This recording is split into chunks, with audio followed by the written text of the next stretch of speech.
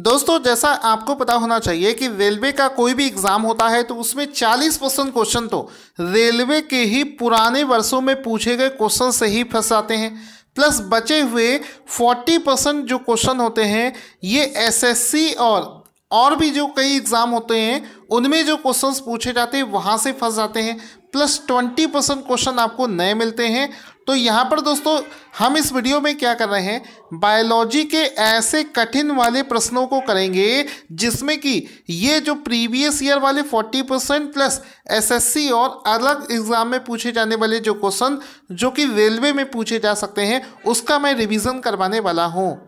इस वजह से जो लोग पहली बार इस वीडियो को देख रहे हैं चैनल को सब्सक्राइब कर लें, आपको ऐसे ही शानदार वीडियोस इसमें मिलते रहेंगे। तो पहला देखो इसमें क्या प्रश्न बना है कि शहतूत जो है शहतूत ये किस प्रकार का फल है, ये चीज़ आपको बतानी है। तो दोस्तों शहतूत को फलों की एक कैटेगरी होती है जिसको बोला जाता है सोरोसिस। तो सोरोसिस कैटेगरी में ये फल आता है। जितने भी फल होते हैं उसकी एक स्पेशल कैटेगरी होती है। तो शहतूत फल को सोरोसिस कैटेगरी में रखा जाता है। अब ये सोरोसिस कैटेगरी क्या होता है उसको समझो। सोरोसिस कैटेगरी में ऐसे फलों को रखा जाता है जो कि कई छोटे छोटे फलों से मिलकर बनता है और जिसकी सतह पर थोड़े छोटे छोटे कांटे पाए जाते हैं। तो आपने अगर नोटिस किया होगा जो शहतूत का फल होता है वो कई छोटे छोटे दाने उसके बॉडी पर होते हैं। देखिए इस तरीके के शहतूत का फल होता है और उस पर आपने देखा होगा कि छोटे छोटे कई दाने होते हैं इस टाइप से। ठीक है, इस टाइप से शहतूत का फल होता है जैसा कि आपको यहाँ पर दिख भी रहा होगा ये। ठीक है, तो छोटे छोटे कई छोटे छोटे गुच्छे एक साथ जुड़े होते हैं, दाने होते हैं छोटे छोटे। तो इसको माना जाता है कि सोरोसिस फल वो फल होते हैं जो कि कई छोटे छोटे फलों को मिलाकर बनाए जाते हैं और जिसकी सतह पर दाने होते हैं। तो ये सोरोसिस फल कहा जाता है। तो आपके मन में आ सकता है कि सर कटहल जो है वो किस तरीके का फल है, तो कटहल भी सोरोसिस की कैटेगरी में आएगा। ठीक है, कटहल भी सोरोसिस की कैटेगरी में आएगा क्योंकि कटहल अगर आपने देखा होगा तो कटहल की सतह पर भी छोटे छोटे दाने होते हैं और जब आप कटहल को काटेंगे तो आप देखेंगे इसके अंदर भी कई छोटे छोटे फल को मिलकर इस तरीके से ये बड़ा फल बन जाता है। तो कभी एग्जाम में पूछा जाए कि बताओ कटहल किस फलों की किस कैटेगरी में आता है, तो आंसर हो जाएगा ये फलों की सोरोसिस कैटेगरी में आता है। इसके बाद में एक मन में एक सवाल आ सकता है कि सर जो पाइनएप्पल है ये किस कैटेगरी में आता है, तो आंसर कर देना। एसएससी सीजीएल में ये क्वेश्चन कई बार पूछा भी गया है कि पाइनएप्पल किस कैटेगरी में आता है, तो इसको भी सोरोसिस कैटेगरी में रखा जाता है। अब इसमें भी देखो ये आप इस तरीके से चाकू से काटेंगे तो ये चीज़ निकल कर बाहर आ जाएगी इस तरीके से ये। तो इसमें भी आप देखो छोटे छोटे कई फलों से मिलकर ये फल बना हुआ है, छोटे छोटे कई फलों से मिलकर ये फल बना हुआ है और इसकी सरफेस पर आप देखोगे तो आपको कांटेदार स्ट्रक्चर मिलेगा। ये पहचान होती है सोरोसिस फलों की और अंदर ये पूरा फ्लैसी होगा, गूदेदार होगा। तो आंसर इसका ये हो जाएगा। इसके बाद में क्वेश्चन बनेगा कि निम्नलिखित रेशों में से कौन पौधे के तने का उत्पाद नहीं है। यानी कि जितने भी ये पौधे रेशे आपको दिख रहे हैं ये चारों रेशे हैं, इनमें से कौन सा ऐसा रेशा है जो कि पौधे के तने से नहीं बनता है। तो आंसर हो जाएगा, देखो आंसर हो जाएगा कपास।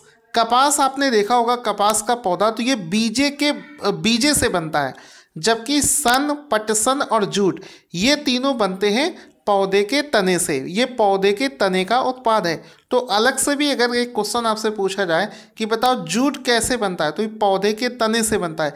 पटसन कैसे बनता है, पौधे के तने से। सन कैसे बनता है, पौधे के तने से। लेकिन कपास जो है ये पौधे के बीज से डेवलप होता है। इसका एक फोटो भी देख सकते हो, ये देखो कपास है पौधे का, ये देखो पौधे की टहनी आई है, तना आया है और लास्ट में यहाँ पर एक बीज होता है जो कि फुल डेवलप होने के बाद में कपास बन जाता है। तो कपास जो है ये पौधे के तने से नहीं बनता है, ये पौधे के बीज से बनता है। ठीक है, तो ये सब आपको पता होना चाहिए। आगे चलते हैं। क्वेश्चन बनेगा कि बताओ लेग हीमोग्लोबिन किस में पाई जाती है। तो मानव रुधिर में लेग हीमोग्लोबिन नहीं पाई जाती है। एक ही क्वेश्चन में बहुत सारे क्वेश्चंस भी बन सकते हैं। तो मानव रुधिर में नहीं पाई जाती है। खरगोश के ब्लड में नहीं पाई जाती है, मुर्गे के ब्लड में लेग हीमोग्लोबिन नहीं पाया जाता है, ये पाया जाता है लेग्यूम मूल ग्रंथियों में। तो ऑप्शन नंबर सी इसका राइट आंसर हो जाएगा। एक चीज़ और समझना, हीमोग्लोबिन अलग होती है, लेग हीमोग्लोबिन अलग होती है। मानव रुधिर में हीमोग्लोबिन होता है लेकिन लेग हीमोग्लोबिन नहीं होता है।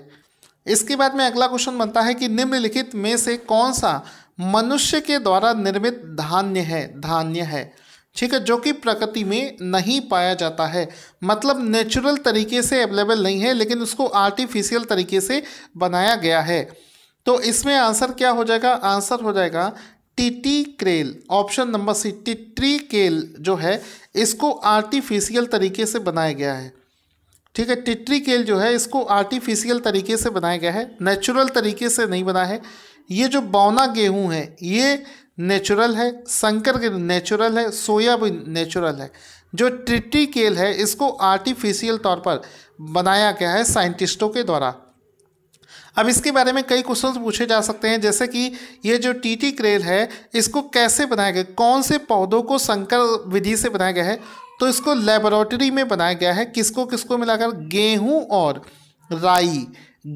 और राई के पौधे को संकर विधि के द्वारा प्रयोगशाला में बनाया गया है टीटी क्रेल को।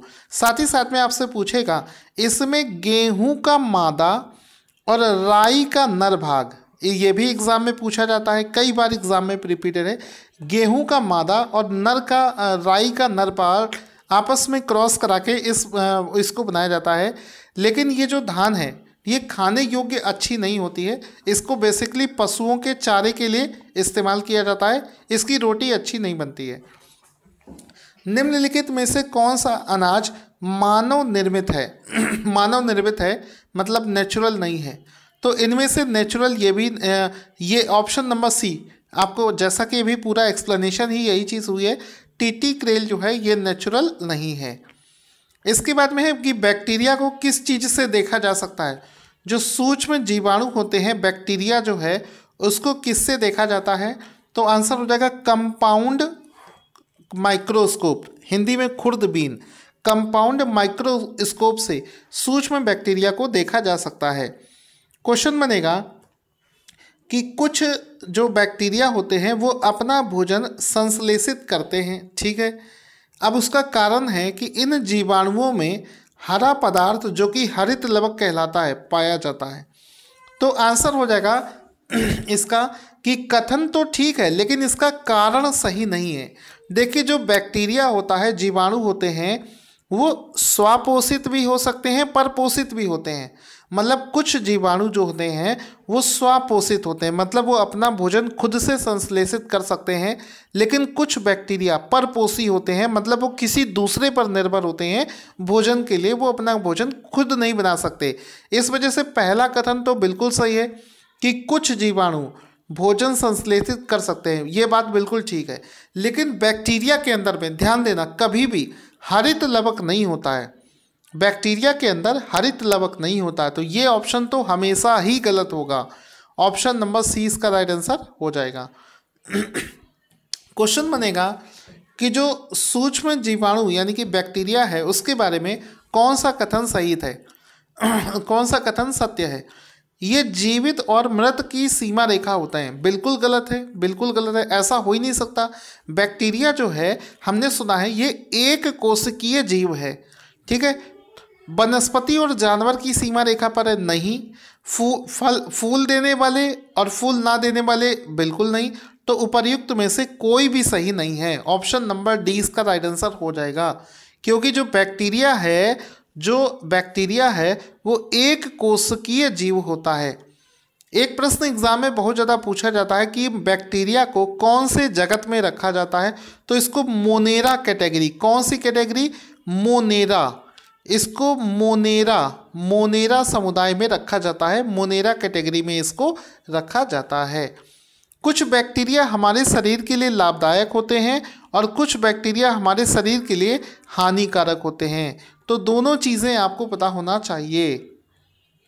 इसके बाद में क्वेश्चन बनेगा कि मरुस्थलीय पौधों के जड़ तंत्र काफ़ी लंबे होते हैं, ठीक है, बिल्कुल सही बात है। मृदा का हाई टेम्परेचर जड़ के विकास को प्रोत्साहित करता है। ये चीज़ बिल्कुल गलत है। जब भी आप मरुस्थल में जाओगे तो वहाँ पर गर्मी बहुत ज़्यादा होती है और वहाँ पर जो पौधे होते हैं, जैसे मान लो एक मैं पौधा बना दूँ, जैसे मान लो मरुस्थल में आप जब जाओगे कभी भी तो आप देखोगे कि वहाँ पर पौधे जो होते हैं उनकी जड़ें बहुत लंबी होती हैं, ज़मीन में बहुत नीचे तक गई होती हैं।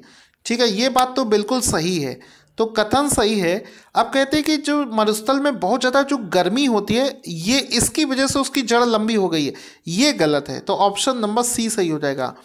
एक्चुअली में मरुस्थल के पौधों की जड़ें लंबी इस वजह से होती हैं क्योंकि ऊपर सतह पर इतनी गर्मी है कि उनको पानी की कमी हो जाती है।